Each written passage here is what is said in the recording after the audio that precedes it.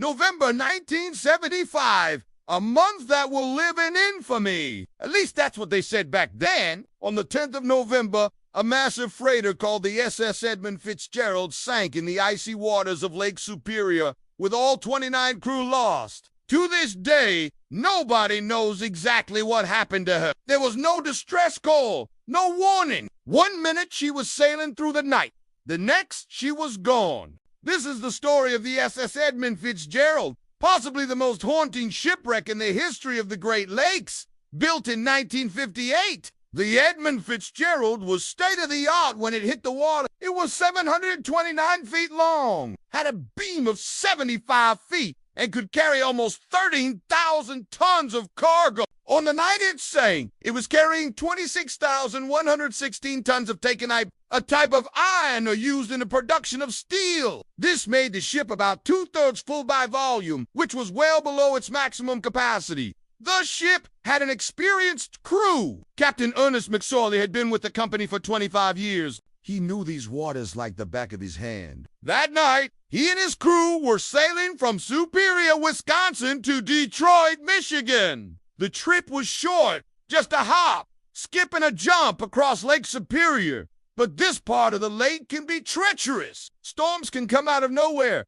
whipping up massive waves that can easily swamp a ship. That night, the captain sent a message to his wife. "We are making good time. Should be in port by 1 p.m. tomorrow." Shortly after sending the message, the captain contacted the nearby freighter, the Arthur M. Anderson, and asked if they could help him with a potential course correction. Apparently, the Edmund Fitzgerald was taking on some water, and he was concerned about hitting a reef near Whitefish Point. The captain of the Anderson later said that the Edmund Fitzgerald looked a little off balance. It seemed to rise and fall more quickly than a normal ship. He described it as a rolling motion, not a pitching motion. This information would be important later. After talking with the Anderson, Captain McSorley canceled his plans to divert from the reef. Whatever course correction he had planned on making must have seemed unnecessary.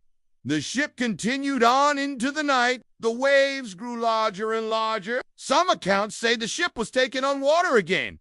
Others say everything was fine. But we don't know because at 1:25 a.m. contact was lost with the Edmund Fitzgerald. There was no distress call, no warning. The ship simply vanished. Waves the size of buildings sometimes crash on the shore at Whitefish Point, and many believe this was the Edmund Fitzgerald's last stop. A search and rescue mission was launched, but there was nothing to find. 2 days later, a Canadian Coast Guard vessel located 29 life buoys, the same number of crew that had been on board. The Coast Guard believed the crew had abandoned ship and were lost at sea. But within a week, they found out this wasn't true. As it turns out, the entire ship was found off the coast of Whitefish Point, almost exactly where the captain had been concerned about hitting that reef. The ship was broken in half. The bow and stern were relatively close together, but the middle section of the ship was missing. All the lifeboats were still on board. Nobody had abandoned ship.